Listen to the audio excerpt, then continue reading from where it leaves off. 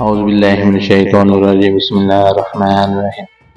اللہ کی رضا کا حقیقی معیار ایک شخص اللہ کا فرمان بردار ہے اور دوسرا اللہ کا نافرمان۔ دونوں مچھلی کا شکار کرنے جاتے ہیں، ایک اپنے بتوں کا نام لیتا ہے اور جال پھینکتا ہے، اس کے جال میں مچھلیاں آتی ہیں۔ دوسرا اللہ کا نام لیتا ہے اور جال پھینکتا ہے، اس کے جال میں کچھ نہیں آتا۔ کوشش کرتے کرتے شام ہو جاتی ہے، وہ اللہ کا نافرمان غیر اللہ کا پکارنے والا اپنی مچھلیوں کا تھیلا بھر کر لاتا ہے، اور یہ اللہ کا ماننے والا اپنا تھیلا خالی لے کر آتا ہے۔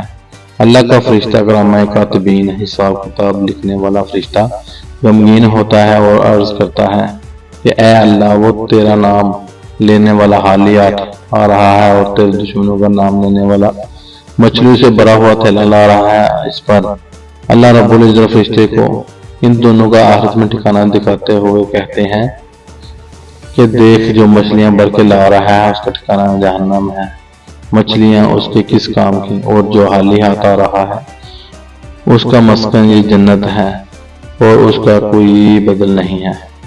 جسے ہم کہتے ہیں کہ وہ اتنے نافرمان ہیں لیکن پھر بھی مزے کر رہے ہیں، اور یہ اتنے فرمان بردار ہیں پھر بھی تکلیفوں میں مبتلا ہیں۔ ارے اللہ کے یہاں مقبولیت اور پسندیدگی کا معیار کچھ اور ہے، وہ حکیم ذات ہے، حکیم ذات ہے۔